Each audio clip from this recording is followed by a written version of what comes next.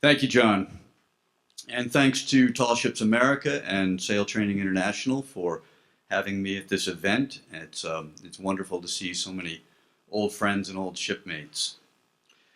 So I was invited to come here today to say something about some aspect of bridge resource management, and I'm going to assume that everyone here has had some training in this, been exposed to it to some degree or another, maybe much more than you ever wanted to be.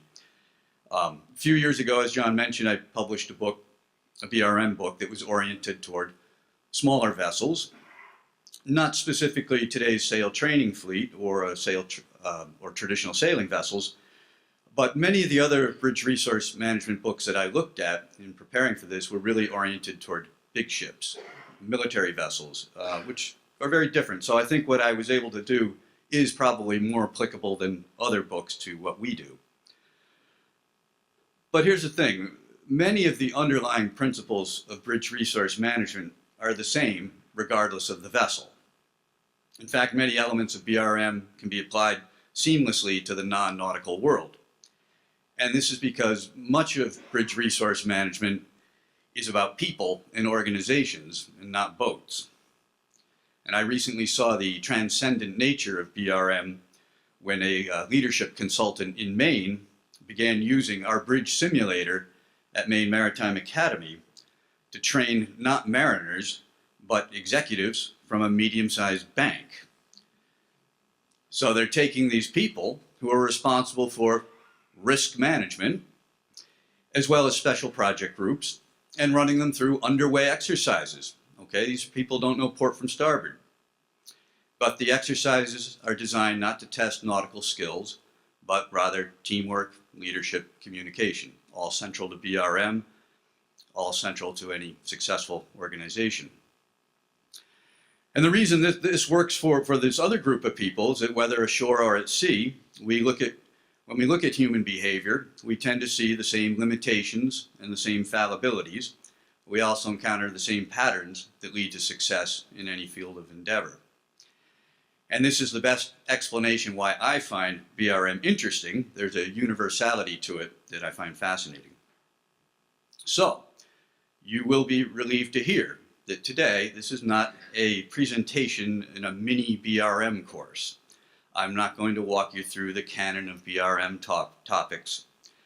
I am, however, going to take a look at some language that appears in the STCW Convention as a result of the Manila Amendments, and see if we can take anything from that. So as you probably know, the Manila Amendments to the STCW Convention were adopted in 2010. Seems a long time ago, but the implementation has been spread over several years, and some provisions, such as leadership and management, are still not in effect yet. So I do consider this to be contemporary stuff. So the Manila Amendments have been described as the most sweeping overhaul of the STCW Convention since it was first adopted in 1978. The changes cover deck and engine, very practical things, but also some bridge resource management competencies were put into it. Most of these BRM competencies that are now in the convention strike me as sensible, seaman-like, possibly even obvious to those of us who've operated for a while. But I find it interesting that the IMO has decided to take a stab at trying to formalize and define some of the less definable human factors that are essential to a well-run ship. So STCW competencies are organized as CUPs, knowledge, understanding, and proficiency. And there's kind of a Dewey Decimal System for how this stuff is all laid out. So for example, A2/1:2.7 is bridge resource management. And there are 5 new principles or new CUPs that are in the Manila Amendments. We're going to look at one of them closely, but here they are. 1, allocation, assignment, and prioritization of resources. Okay, this sounds sensible. This is something that we would endeavor to do all the time. What is the most important thing today? What's the most important thing for next week, for next month? And assign resources accordingly. So that strikes me as a common sense thing that the IMO is giving voice to in a more formal way. Effective communication. That's an oldie but a goodie. We can never get away from that. We know we've seen what happens when it doesn't work out. Obtaining and maintaining situational awareness. Another good idea. Easier said than done. If we could always obtain and maintain situational awareness, things would go a lot smoother. But the idea here is that people being trained to hold certificates of competency have to be exposed to this idea. Consideration of team experience. And this is something that we would do ordinarily anyhow. If you're launching a small boat and it's choppy weather, you're going to put the best boat handler in the boat, not the person with the highest license. The person you know knows the boat, knows the outboard, and will have the best chance of success. So consideration of team experience, not getting people in over their heads, not putting them in situations that you deem that they don't have the experience to handle, even if they have the paper. So the cup, the competency that I want to look at is called assertiveness and leadership combined. And I'm not going to talk directly about leadership today. We all know it's important. We all know there are different styles and that different situations call for different styles. Most of us may be stuck with one or two styles. Some people have the whole package. How nice. We also know there's some common denominators found in all examples of effective leadership. And I think we're also aware that leadership is something of a buzzword these days in our profession and in others. So the word I'm really interested in here is assertiveness. What do they mean by that? I was recently in Puerto Rico and trying out some of my grade school Spanish and listening to what people were saying to each other, trying to put things together. And I picked up on this word, encantado, which means basically pleased to meet you, nice to meet you, encantado. And I thought about that. That doesn't have the word you in it. It's a one word. And when you look at it, encantado really means, directly translated, is enchanted. Okay? Now, it's Spanish, not English. If one of you said, upon meeting me, enchanted, I might think something's wrong. But, or you're being sarcastic, but it's a different language. So embedded in the word encantado, or enchanted, is the word song. Can you see that? Can you picture that? Chant, sea shanty, in French, chanson. Okay, these words all have the same root. So the word song is in the word pleased to meet you before saying that. And I thought about that a little bit because it means not just any song, not a pop song. It's talking about a song that has the power to cast a spell, to charm and enchant. And as this little etymological riddle unfolded in my mind, I realized that these words, encantado or enchanted, harken all the way back to Odysseus and the Song of the Sirens. And you recall the sirens were these beautiful mystical women who sang an irresistible song, and passing sailors would fall under the spell and throw themselves out into the sea, trying to reach them and drown. And Odysseus knew this, and he was renowned for his cleverness. He's the one who came up with the Trojan horse. So he plugged the ears of his crew, and they knew they were going to have to go past the sirens, so that they would not fall under the spell. But Odysseus wanted to hear the song, so he had the crew tie him to the mast, where he wouldn't be able to escape, and he got to hear the song as they went past until they were safely out of earshot. So embedded in this one word for saying pleased to meet you is 3,000-year-old story, going back to our most ancient mariner. And that's a reminder to me that there can be more in a word than meets the eye, regardless of the language.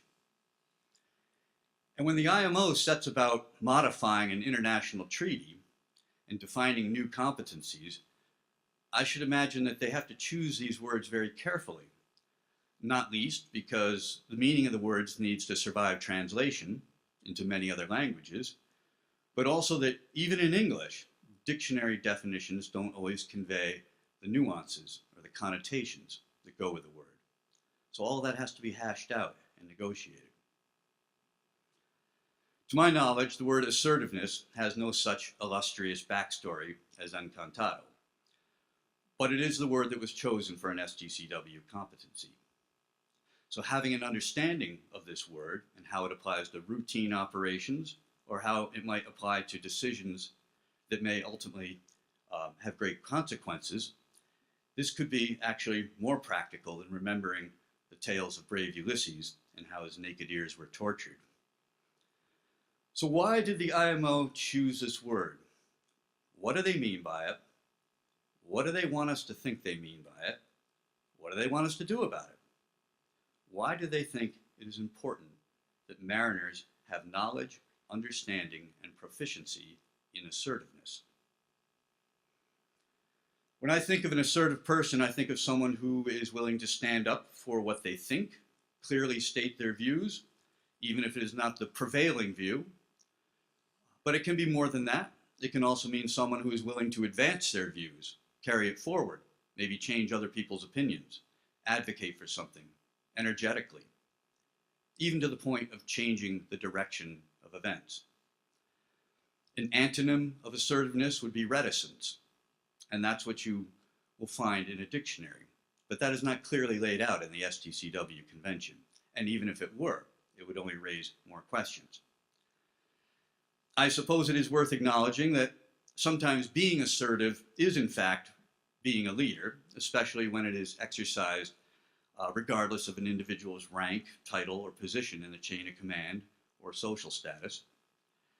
In 1955, Rosa Parks, an American civil rights icon, exercised both leadership and assertiveness by not giving up her seat on a bus to a white man. She was a seamstress. I don't think this is what the IMO has in mind. So what do they have in mind that they want mariners to demonstrate assertiveness? Is there a concern that sea captains suffer from a lack of assertiveness in the execution of their duties? Do people in command need to be reminded of the importance of asserting themselves? I don't think so. Captains are designated leaders, and no one questions that. They have the full authority to execute their priorities through the chain of command, which they are at the top of. As a captain, you cannot get through the day without asserting yourself. Assertiveness comes with the job, and nobody doubts that. But captains are fallible. They make mistakes. They may not have all the facts, or they may have the facts, but they may not have the most accurate interpretation of the facts. So when I look at this word assertive, I think the IMO is concerned with individuals farther down the chain of command, for whom the appropriate application of assertiveness is less clear. It's easy to be assertive down the chain of command. That is expected.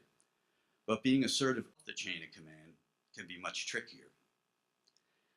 I think the IMO is focusing on licensed officers who have responsibility for the safety of the vessel, who have training, who have knowledge and experience, and a measure of sound judgment, but their authority is capped by rank. The IMO may be referring to captains who are reluctant to express misgivings to shoreside management. That's a possibility, but that's a different direction from where I'm going. In choosing the word assertiveness, I think the IMO is trying to address the rich tradition of junior officers farther down the chain of command failing to articulate legitimate professional concerns up the chain of command. And that can include pilots, when pilots are aboard. And there have been serious consequences for not speaking up: groundings, collisions, accidents of all kinds. So by codifying assertiveness into the STCW convention, what the IMO might be saying is that a junior officer needs to understand that articulating professional concerns up the chain of command with sufficient energy is a professional obligation. It's not a matter of choice. It's not a personal choice. It's part of doing the job. And if an officer does not do this, then he or she is not executing their responsibilities as a license holder. They are not competent to hold a certificate of competency. It would seem that the IMO is saying that assertiveness is not something that prevails only when there happens to be a good working relationship within the chain of command. It needs to be part of all relationships involving licensed officers and, by extension, the crew. It needs to happen all the time. And if an officer actually understands that speaking up is a legal obligation, a condition of employment, then that puts some pressure on him or her to, in fact, speak up. It also puts pressure on a captain to let officers speak up.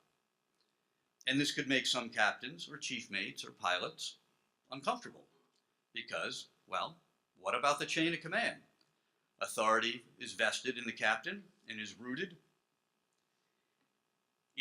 in those people because of the experience they have demonstrated. And people with a record of poor judgment generally do not get to be a captain. But the IMO could be implying that if a captain runs the show in a way that actively discourages input from the lower reaches, then he or she may also not be meeting the standards of competency. So this is tricky stuff, and you have to try to grasp the spirit of it. In other words, the connotation, the nuance. I'm pretty sure that assertiveness does not cover mutiny or insubordination, whatever that is.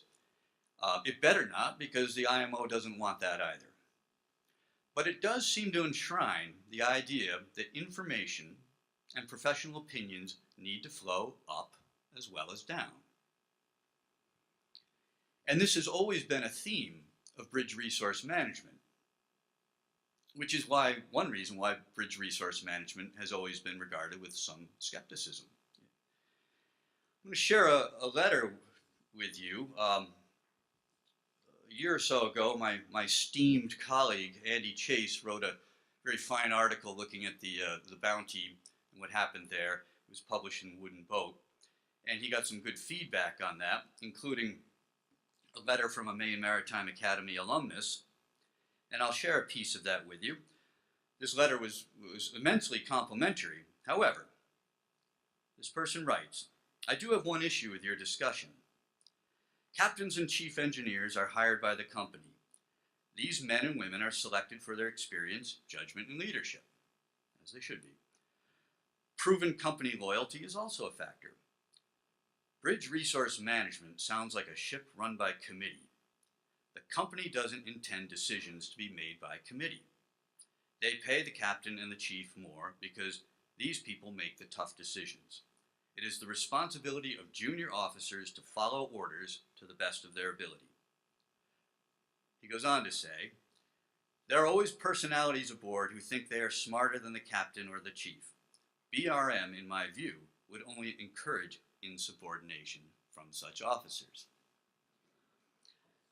Okay, so there may be some insecurity issues going on with that. But you know, there's some of what he's saying that I think I understand and I don't totally disagree with. But this brings us back to the word assertiveness. I don't think that this person would have much use for that, by the sound of it. So, how this all plays out, these changes to the STCW convention in the wider world of shipping, will be interesting to see. But since sail training vessels exist for the purpose of training, maybe there's an opportunity for applying this principle of assertiveness. BRM is many things. It's passage planning, it's fatigue training, it's looking at limitations of human attention span, distraction, and so on. But to me, one of the key principles of BRM has always been this. Good bridge resource management involves people pushing the best information to where it can do the most good to produce the best decisions. Pushing the best information to where it can do the most good. And sometimes that does require really pushing. And I don't think any captain would argue with that.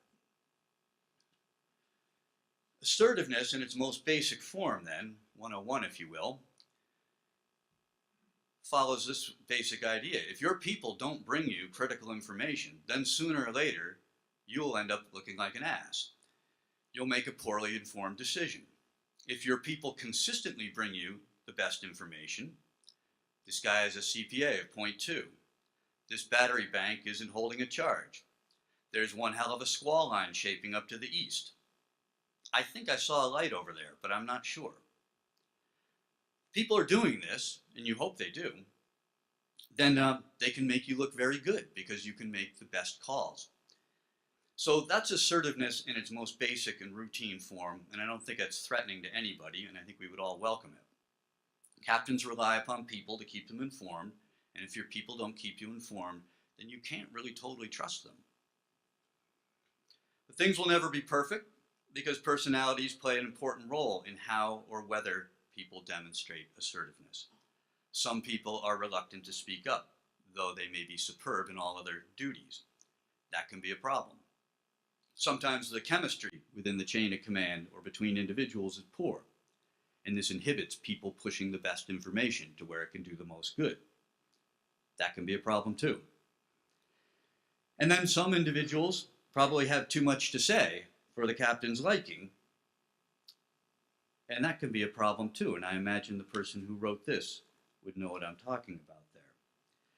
Some cultures are just more hierarchical than others, and that can get in the way of pushing the best information to where it can do the most good. But personality issues or not, captains do have a role to play in cultivating those communication channels and keeping them open.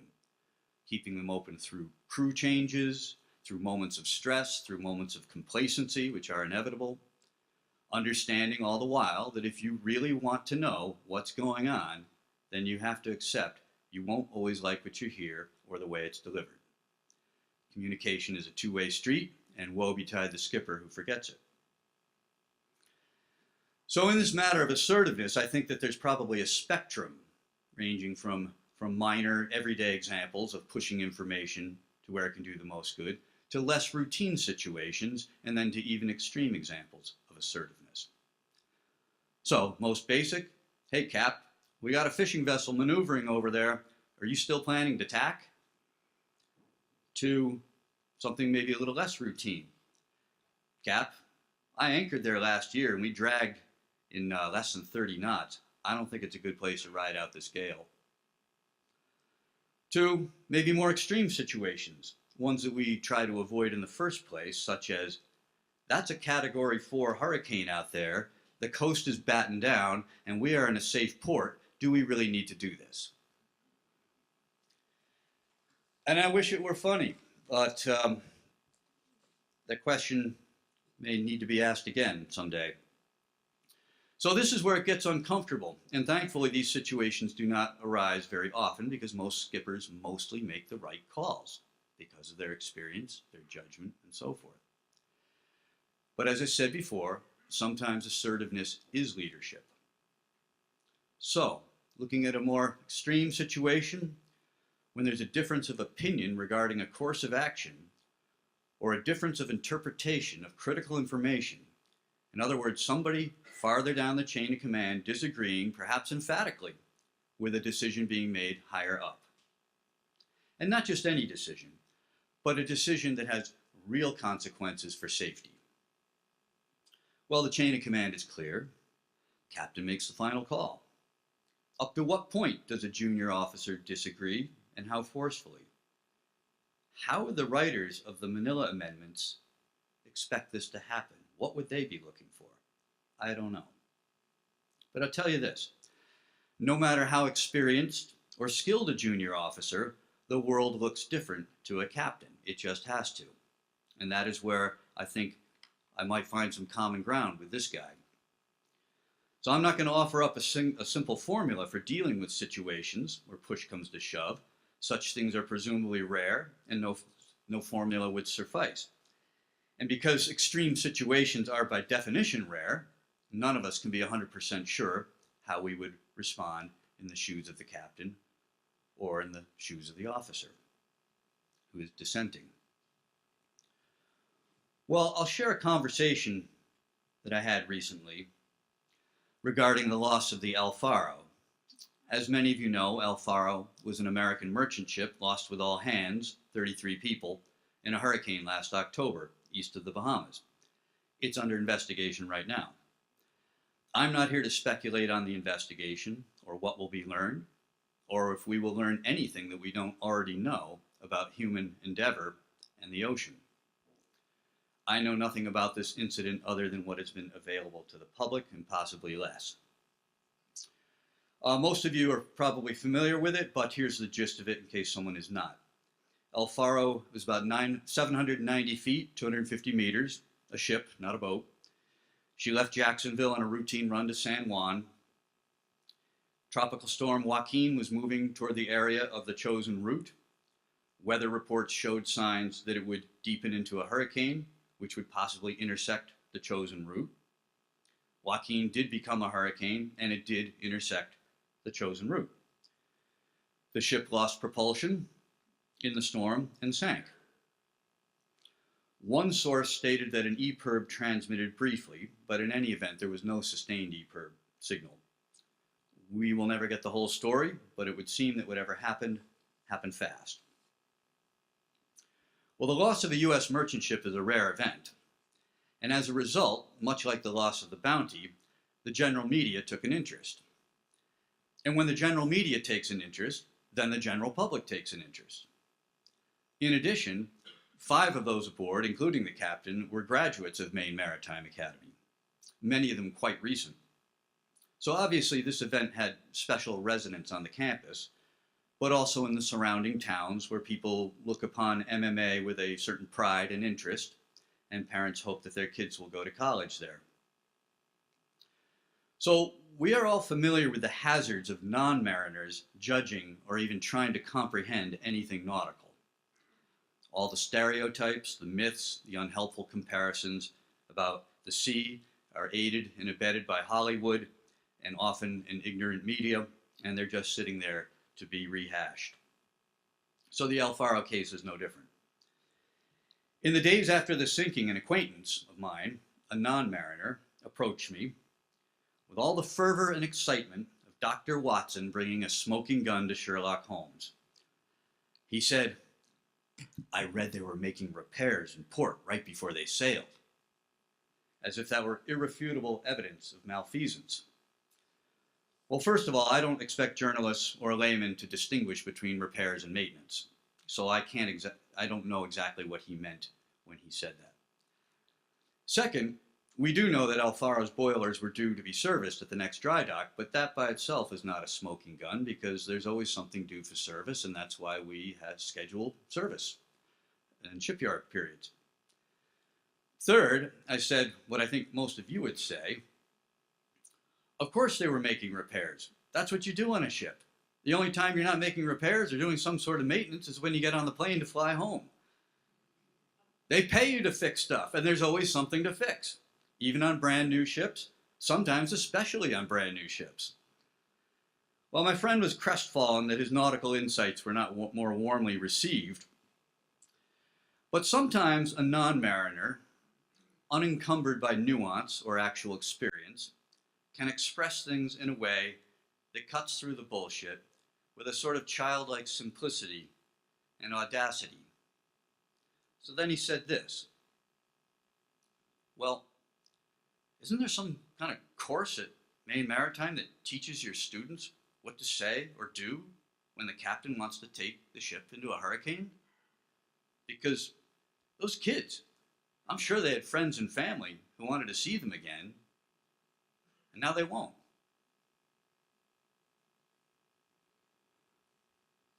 So here's a guy who never heard of BRM or SDCW or any other alphabet soup of professional acronyms. Here's a guy who probably never even thought about the word assertiveness the way we are right now. But he was onto something, right? Can you and how do you teach people to speak up? Now, I said a couple of things in response, all of which are true, none of which answered the question, because, well, we don't know that much about what happened with El Faro. But I did say this: captains don't get to be captains without a record of good judgment and successful seafaring. They earn that job and the trust that comes with them by demonstrating ability. In other words, I defended the captain. And I said, as a result of that record of achievement, subordinates are quite naturally inclined to trust the judgment of their superiors. Not only do they have the rank, they had the experience, and they are respected for it. And unless we're talking about Captain Queeg and the missing strawberries, why wouldn't they trust the captain? In other words, I defended the crew. But this got me thinking about unconditional trust. And I think most of us would say, if we had the unconditional trust of our crew, that that would be a positive thing. That would be something to be proud of. But it also got me thinking that, you know, unconditional trust can get you killed. Mostly, I would want to be trusted by the crew, but I would also want my crew to do their own thinking, to do their own analysis, draw their own conclusions, and if they differ from mine, tell me why. Because I'm fallible. But then there's another possibility here. It may be that sometimes, that for whatever reason, complacency, fatigue, pressures of the schedule, nobody, top to bottom, seriously questions the plan. Familiarity can breed that. And if that can be the case, it may be that because sometimes we're capable of drawing the wrong conclusions from our seafaring experiences. If we've had brushes with hurricanes before and toughed it out, we may not sufficiently fear another such brush. If we have been rewarded for keeping the schedule under trying circumstances, overcoming challenges, mechanical problems, rigging failures, improvising to get the job done, we may not fully recognize that a slightly different convergence of events could have produced a catastrophically different outcome. We may not draw the right conclusions from our experience. Instead, we may conclude that through hard work, resourcefulness, following the leader, being a good leader, we can do anything.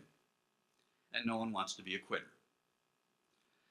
But if somewhere in that character building process, people forget that if you tangle with a hurricane, or you apply a thin margin of safety to some other situation, a lee shore for instance, promoting a crew member to a position of greater responsibility because it is more convenient than finding someone with the right experience so that the show can go on, then everything else better go perfectly. But if there's one thing mariners should know, is that you should never depend on things going perfectly. Planning on things going perfectly is just a bad plan.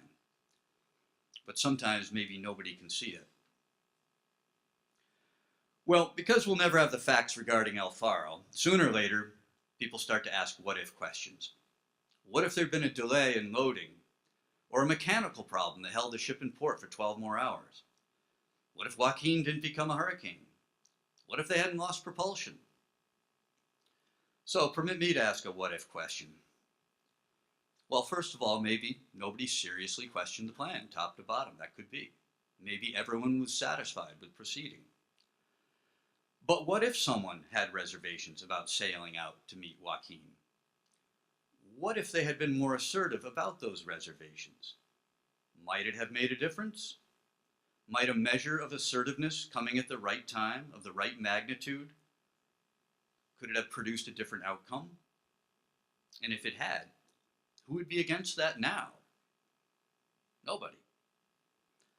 So, looking at things this way, it appears to me that this rather vague conceptual language so often found in bridge resource management, but this word assertiveness in particular, it might actually have a practical application, like knowing how to tie a bowline or plot a fix.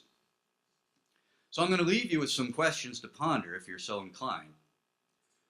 What do you think of this idea of assertiveness in the chain of command? How much of it do you want? How much is too much? How little is too little? Do you want a culture of assertiveness in your organization at all? If not, keep doing what you're doing. If so, how would you foster it? If you believe you already are in an organizational culture that recognizes the role of assertiveness, how do you know that? Where do you see it playing out? How does it play out in routine decisions? How would it play out in decisions of real consequence? When the IMO updates a major international convention, such as STCW, it's partly in response to a recognized need, but it can also be an exercise in formalizing what we already know to be good practice. Language, such as assertiveness, and BRM itself, may be partly intended to initiate a cultural change, but they also put words to practices that may have long existed on well-run vessels. So somewhere between the letters that make up the word assertiveness lies the concept of sharing power. And this can make people uncomfortable. But we do know that when power is concentrated, it does not always produce the best decisions or the most accurate interpretation of information. The perspectives of subordinates may not always be useful or helpful or even well-informed, but occasionally they may. And occasionally they may have a more accurate interpretation of information, and that could be crucial to a good decision. Not always, but sometimes. Sometimes leaders can lead better if they have access to other perspectives. Giving the decision makers the latitude to only make good decisions and never make bad ones is a conundrum that no convention or code of regulations has yet solved. But with words like assertiveness, the IMO, and by extension the maritime community, is articulating to itself and to the world its long-term intentions and expectations for professionalism. Thank you.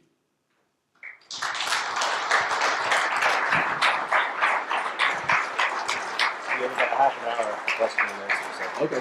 Yeah. So there's about a half an hour for questions and answers. The floor is open. We are filming this, so we do ask that if you have a question, that you do use the microphone. Fire away. Bueller. This is more of a comment than a question. It's been a while since I taught bridge resource management, but when I did, I recall that we used a film that was made about a horrific collision between two aircraft in Tenerife in the 60s, and it seemed to me it had everything to do with the question of assertiveness. The first officer recognized the problem, and the pilot basically ignored him. So I wonder if that doesn't say a lot about where this came from. Yeah, Dave, I remember that incident. Actually, I was pretty young when it happened, but it was two fully loaded KLM planes in Tenerife, and they had restricted visibility, and right at the takeoff, one tore into the other, and well over 500 people were killed. And I do believe that that incident, and it was captured on tape, the first officer trying to say, "I don't think they're out of the way, Cap." And the captain, by the way, was one of their star captains. The pilot, the head pilot, and it was caught on tape with the junior officer trying to say or inform him that he didn't have the right interpretation of what was out there. But he was blown off, and the pilot went ahead and caused the accident. And I do believe that that incident was central to the creation of cockpit resource management, from which bridge resource management came.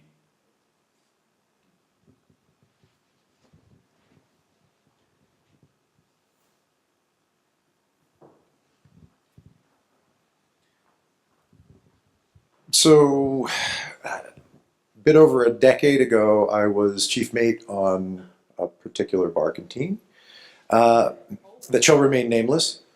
And 45 minutes after leaving the dock, we were hard aground traveling at 6 knots with a following current.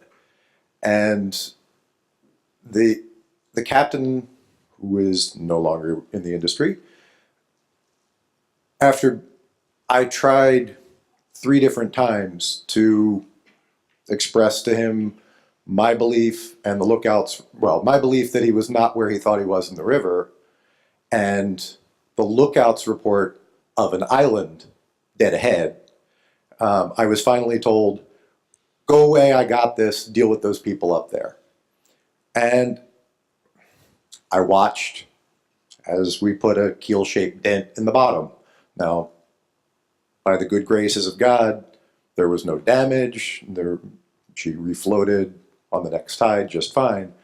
But when relating the particulars of this and my experience of, what could I have done to a distinguished senior captain, wise senior captain in the industry, he told me in no uncertain terms, "You should have been jumping up and down. You should have been saying, Cap, you're not where you think you are." Right, and And how easy there is was that to do? and there well exactly and the term bridge resource management didn't come up, but that was exactly what he was, what we're talking about here, and he was exactly right. And I tell that story to every officer that serves under me. Look, if I'm being stupid, the last thing I want to know is, well, yeah, Cap, I knew you were wrong, but I didn't. Well, there you go, and that's an example of how you're taking an experience, not a good one, but you're building that into the way you cultivate younger mariners and mentor them. The good news is this, is that now that the STCW convention has the word assertiveness in it, that will never happen.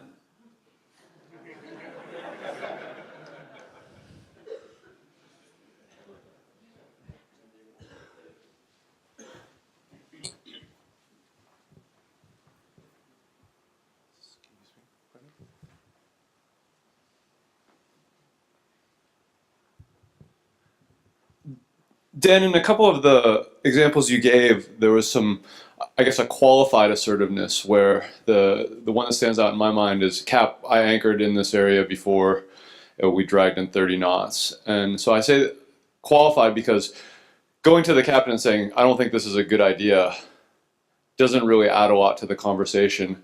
Going to the captain with a different idea provides a staging and a framework for a conversation to happen, and then that leaves an option that the master can then accept that plan or say, oh, that's a good starting point, let's do this instead then. Do they talk in this world of assertiveness, or adding the word assertiveness to the convention, about is it just raising a concern, or is it raising an informed concern, I guess is the question. Yeah, to my knowledge, when they put these competencies in there, that's all you get.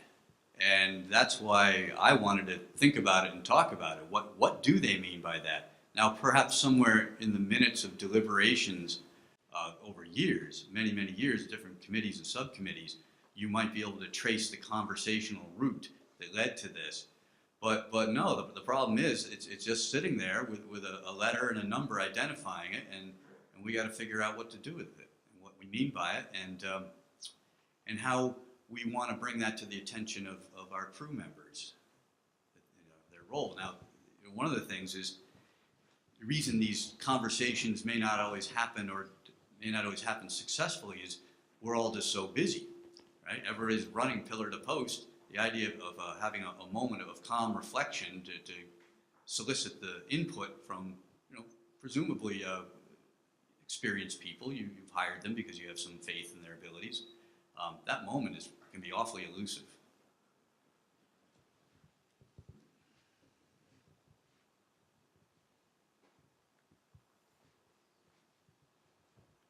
Well, while we're waiting for someone to come up with one, interestingly enough, I think it's Norwegian Cruise Line. It's either Norwegian or Royal Caribbean. Take all of their junior bridge officers into a simulator with their senior bridge officers and go through scenarios where the senior officers intentionally start making mistakes. And the whole idea of that training is to get their junior officers to become more assertive and actually say, we're going too far, we're out of the channel, we're off the scheme, whatever it may be, but to develop that assertiveness and create a culture within the company that says that this is an okay thing to do. Yeah, Don't do it for real. I do something similar. I knock back a half a bottle of rum before going into the simulator with my students and see if they pick up on anything.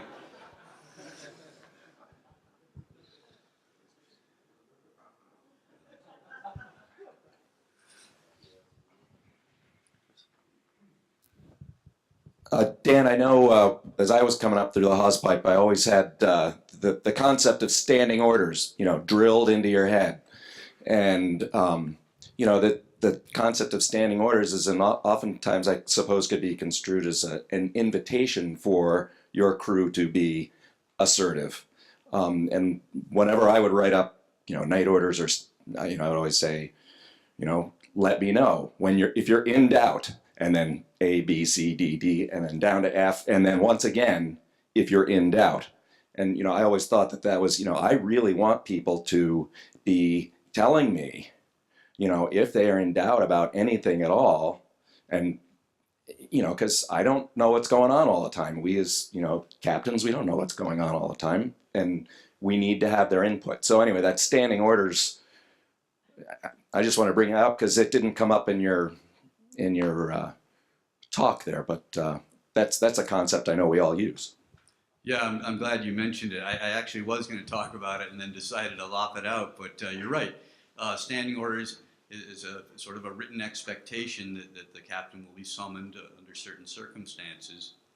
And I think something that perhaps I could have done or do better around standing orders is to revisit them from time to time with the crew, and not just, here they are, sign them, and then we go for 6 months without talking about what they mean, unless somebody didn't wake me up and now I'm ticked off.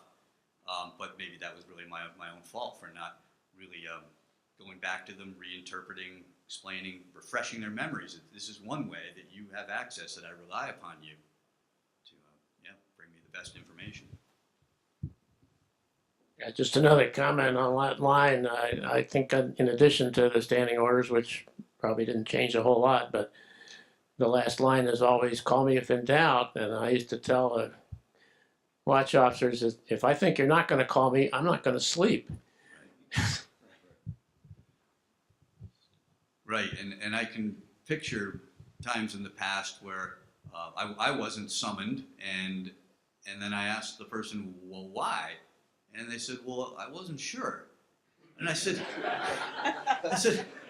well, that means you're in doubt. But that conversation actually happened more than once. I've got a question that you maybe won't be able to answer, probably not, but I struggle with the El Faro casualty. Just, I think, knowing that what we teach at Maine Maritime, we had recent graduates on board, that they had information that, I felt they probably had that information, and wondered about conversations that may or may not have happened. But thinking about it, in this assertiveness chat, if someone was assertive, and I think of you standing up there very articulate and doing a great presentation, that if someone was assertively confronted you, that you could probably articulately convince them that, oh, this is the best decision. And so that's where does the assertiveness, is it the jumping up and down to really express your point? Or that's the gray area to me with this conversation is when the captain is confident and articulate and convincing, but the crew member's feeling this is really not where I want to be going. What's the solution? Good question, huh? No, thank you, Rick. That's the tricky thing, because I think all of our default responses are to trust the captain, and it takes something quite exceptional for a person to really deeply start to question a certain decision and even bring that to the captain. It's very difficult to do. And I guess my point in talking, so we know that it's difficult to do, and we know that those conversations have sometimes happened successfully, and other times they didn't happen, and there have been costs with that. And what I find interesting is that the IMO, we all answer to one way or another, decided that it was time to put this in to a treaty that binds us all together. And where it goes from there, time will tell. Dan, I think a lot of us, kind of are like Rick in the feeling of the incident. And I guess one of the things that I'm sort of curious about, and maybe I'll pose this across the board, is, resource management, there are many, many things that sort of come to mind. But the one subject that does make me a little bit worried is sort of the broad spectrum, meaning and inclusive of weather decisions. I mean, because that has had a hierarchy in the past. And kids that are coming out of school now may have a little bit more knowledge because things have changed as to what was taught years ago. So I do worry that perhaps, you know, the old way of doing things and thinking, especially when it comes to weather decisions, because that involves where the ship is going to go and how it's going to get there, doesn't quite always, the conversation doesn't exist. I worry about that. Yeah, no response, but thank you for that comment, Joe. So, is there another way to think about this? Because when we look at what it says in STCW, it's not saying that assertiveness is something good that we should have on a ship.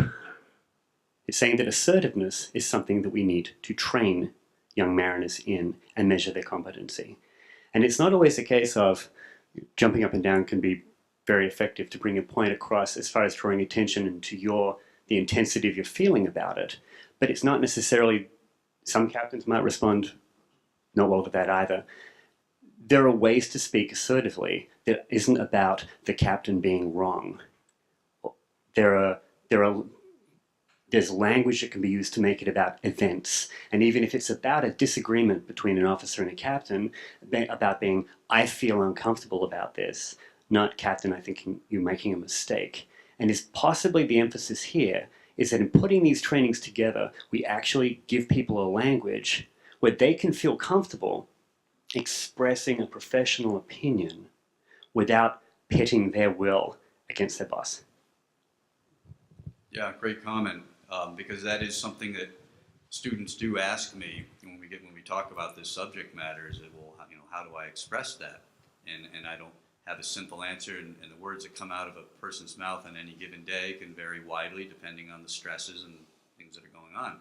But the idea of having you know, vocabulary, a lexicon of words that allow a person to express dissent without triggering, you know, a really negative response is a great idea.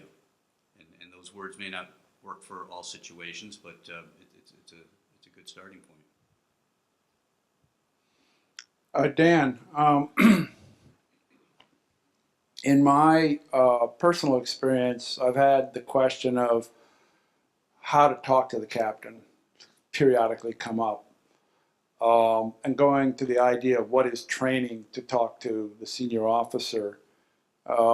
And so my responses have been anything from, if you see me doing nothing, and you come up with a cup of coffee in your hand and say, can I have a conversation? That's an approach. But that answer presupposes there's enough time. So in the example of the jumping up and down, there was no time.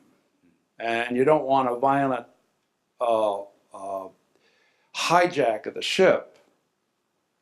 So the training, obviously, examples, what is an experience? We've had reviews of tragedies where they've been presented in the past with no answer, and we've all gotten into our little groups and tried to come up with how we would answer to the tragedy, who was at fault and how could it have been avoided. We could take that exercise and apply it to this conversation of what are the myriad of ways of getting the word out about a changing environment. Climbing the rig, working on the rig, and having somebody down on deck adjust a line that affects somebody up aloft. There's no time to say, can I have a conversation? And so I think there's a jillion ways of providing examples to the business of what is communication. And just let me switch over to an observation I made quite a long time ago, a personal observation I made quite a long time ago with this business of BRM being pushed to all corners of the maritime activity and how it was being puzzled out at the smaller vessel level, the less rigid or compartmentalized arranged vessel particularly in the context of sail training.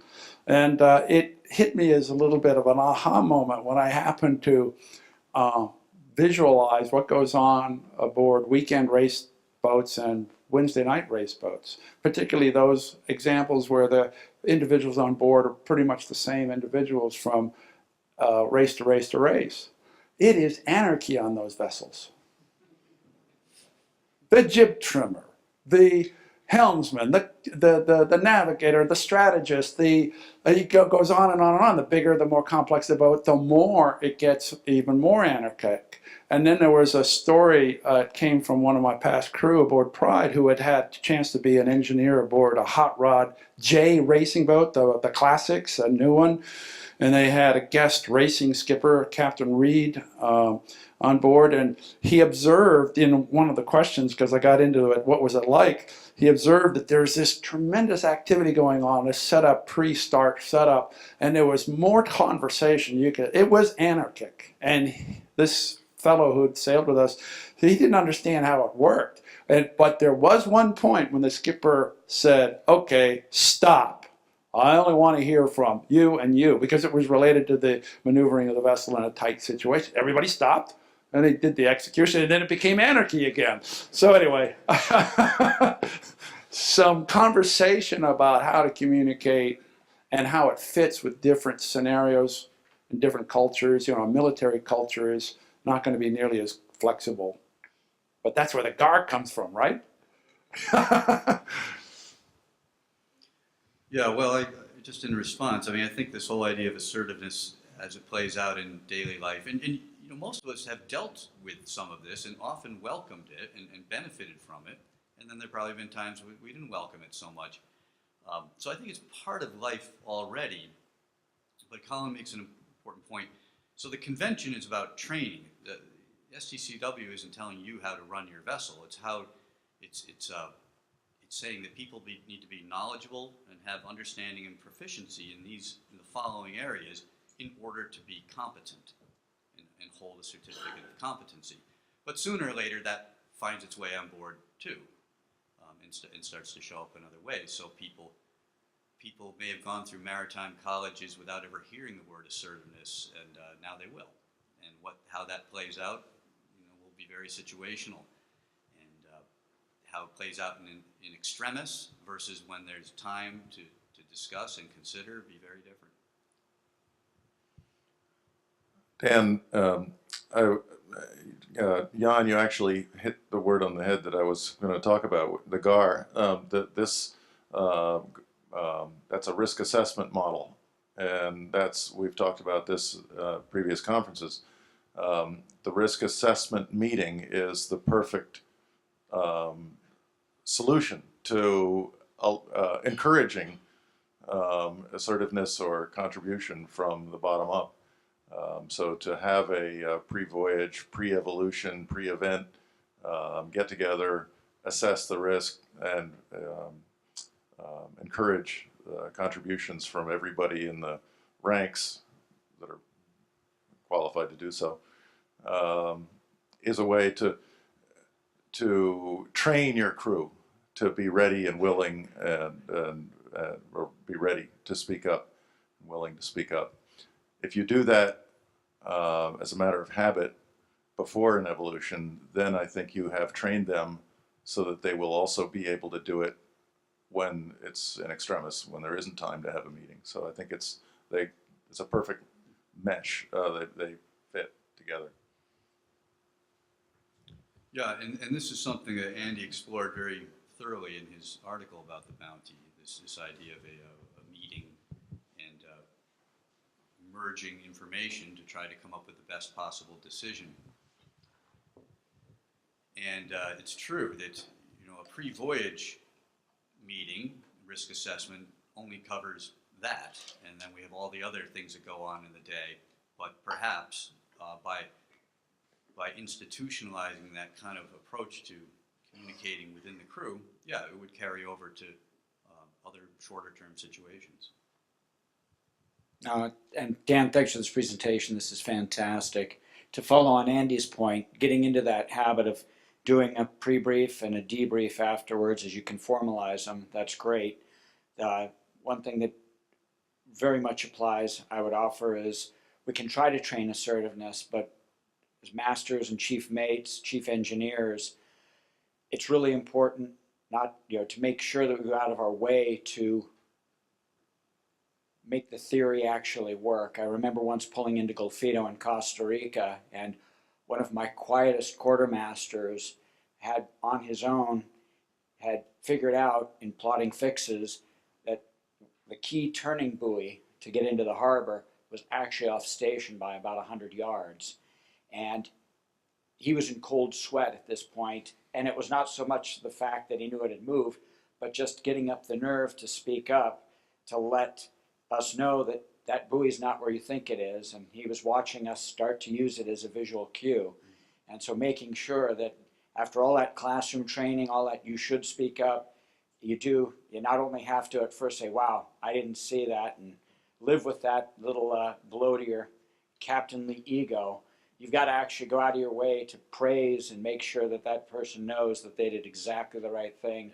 Yeah. So that you don't just crush them, which is obviously the thing you're afraid of, but you really have to bolster them because of what it takes sometimes for them to step up to the plate and say, hey, I think I see something that's not right here. Yeah, thank you. Well, that self-awareness is essential for mentoring, cultivating young crew to do the right things.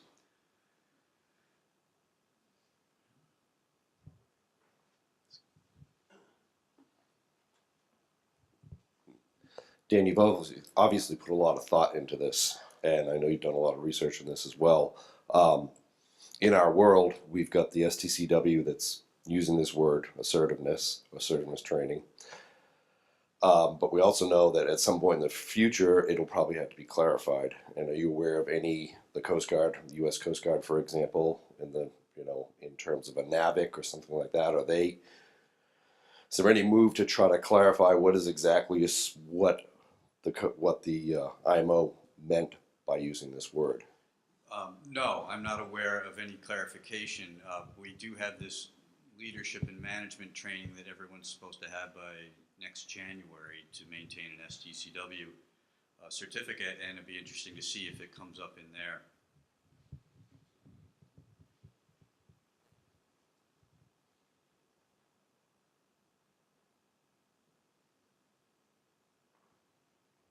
I think we've talked the room out. Yeah. Well, thank you folks on great comments and great additions. I really appreciate it, and look forward to meeting some new folks here. I'll be around for the next couple of days. Thank you for coming.